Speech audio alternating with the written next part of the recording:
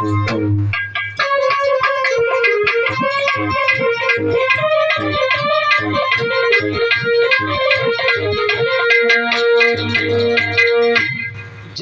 दिया तारा ने कि श्रीमन आप हमें बेच लीजिए और उस महात्मा के कर्ज को दे दीजिए। ये शब्द सुनने के बाद हरिश्चंद्र ने अपने प्राण प्यारी के हाथ अपने हाथों में ले लिए और कहने लगे कि भद्रे क्षमा करना, इंसान के ऊपर कितनी भी मुसीबत आ जाए लेकिन वो अपनी स्त्री को कभी नहीं बेचता है। मैं ही वो एक दुनिया में पापी हूँ जो तुम्हें बेचने के लिए जा रहा हूँ रानी। तब तक रोहिदास आ गया वो बेटा और कहने लगा पिताजी द्वार पर कोई सन्यासी मैंने खड़ा देखा है और बार बार वो ये कह रहा है कि हरिश्चंद्र ने अभी हमारा ऋण नहीं चुकाया है, आप हमें बेच लो।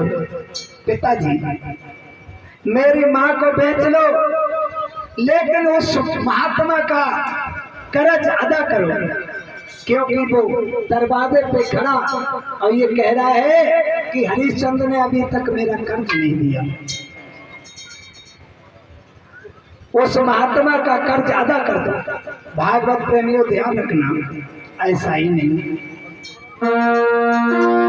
जिनके प्रकाश से उत्तम हो ऐसे प्रभात से और जिनके नाम से नाम चले ऐसे बेटा से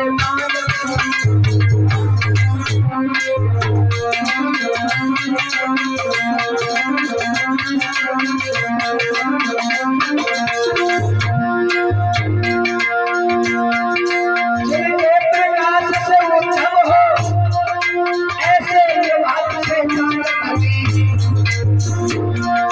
जिनके नाम से नाम चले ऐसे बेटा से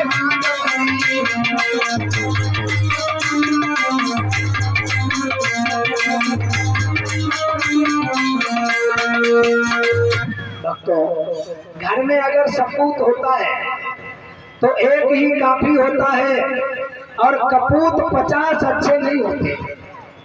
महाराज हरिश्चंद्र ने अपने पुत्र को बाहों में भर लिया और कहने लगे बेटा मुझे क्षमा करना, एक बाप होने के बाद भी मैं तुम्हें बेचने के लिए जा रहा हूँ।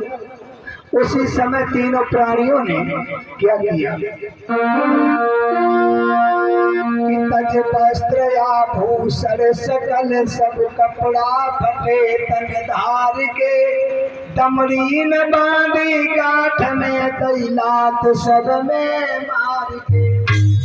आज महाराज हरिश्चंद्र और बेटा रोहिदास रानी तारा अपने जो राजसी कपड़ा थे वो सभी उतार करके रख दिए और तीनों प्राणियों ने एक पैसा भी अपने हाथ में नहीं उठाया और घर छोड़ करके आज वो तीनों प्राणी बिकने के लिए जब चले हैं भक्तों, उन तीनों प्राणियों की दशा क्या थी?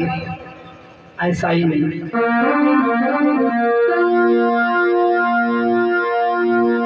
रानी को सब श्रृंगार छोड़ो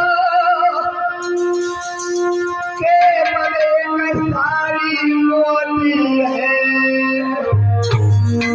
और राजा पर केवल धोती है बेटा फैसला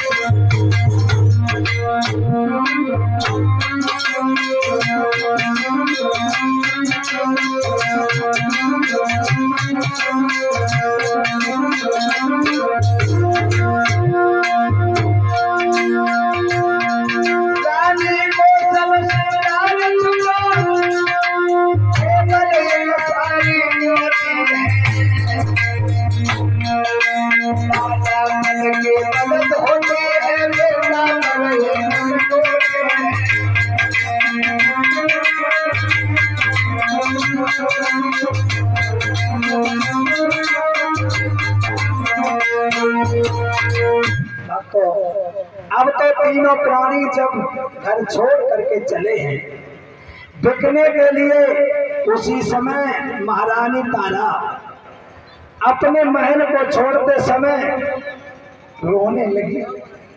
आंखों में आंसुओं की धारा बहने लगी, क्योंकि सारा राजपाट सब छिन गया। सोचने लगी हमारे सगे संबंधी प्रजा के लोग, पड़ोसी अर्थात जितने भी, वो सभी यहाँ रह जाएंगे। मैं बिक करके न जाने किसके घर जाऊंगी।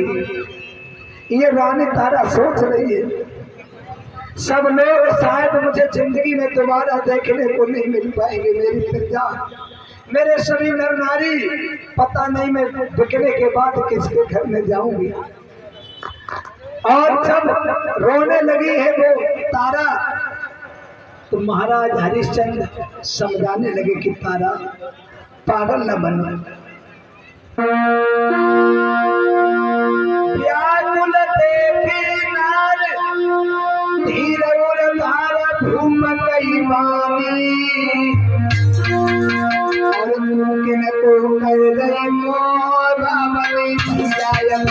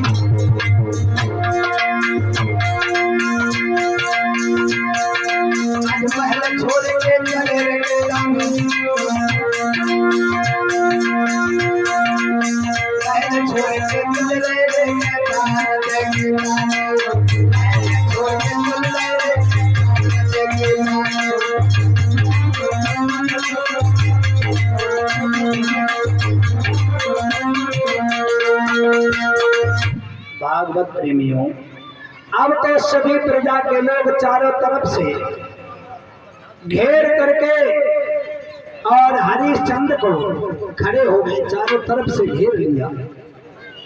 कहने लगे कि महाराज, आप मुझे छोड़ करके जा रहे हो और आपके बगैर हम अब जिंदा नहीं रह सकेंगे। आपने खुद परेशानियां उठा करके और हमको आराम दिया, भला आपके जाने के बाद हम जिंदा नहीं रह सकते हैं। सभी प्रजा के नर नारी कहने लगे। महाराज हरिश्चंद्र सर झुका करके खड़े हो गए। प्रजा के लोगों, मुझे क्षमा करना, मुझे क्षमा करना। इतना हाथ जोड़ करके कहने लगे महाराज हरिश्चंद्र कि सभा के सभी प्रजा के लोगों, भोली भली जो बन गई, कुछ भी तुम्हारे साथ में माफ कर दी, जो सभी चरण झुकाऊं माथ में। प्रजा के लोगों, क्षमा करना, एक महात्मा के चक्कर में पड़ के हमारा यहाँ से दाना पानी छूट गया। भक्तों, महाराज हरिश्चंद्र, रानी तारा, रोहतास, तीनों प्राणी लेकर के विश्वामित्र आज आगे के लिए चले हैं और कहने लगे हरिश्चंद्र, चलो काशी में चल करके हम तुम्हें बेचेंगे और हमारा कर्ज तुम्हारे ऊपर है, वो कर्ज हमें चाहिए। प्रजा के लोग सब इधर रो रहे हैं, बिलख रहे हैं, क्योंकि महाराज हरिश्चंद्र जी अपने राज्य को छोड़ करके जब चले हैं। इधर महाराज हरिश्चंद्र रानी तारा और बेटा रहताश जब चले हैं भक्तों, ऐसा ही नहीं कि नंगे पैरन पड़े यारी तने नया देर लगाई, वो वक्त छोड़ गई फिर दास चलने में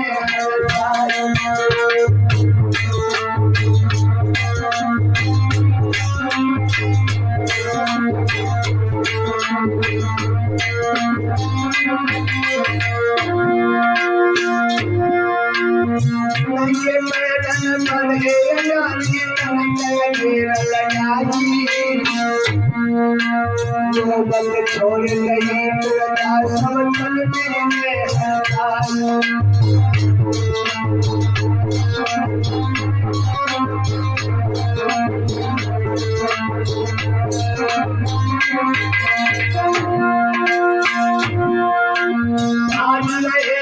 आगे आगे चिल्लाई,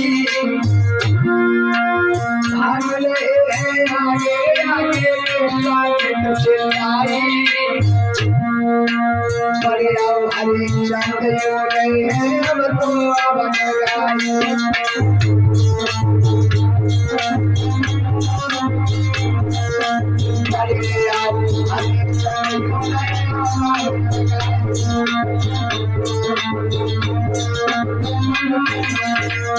अब तो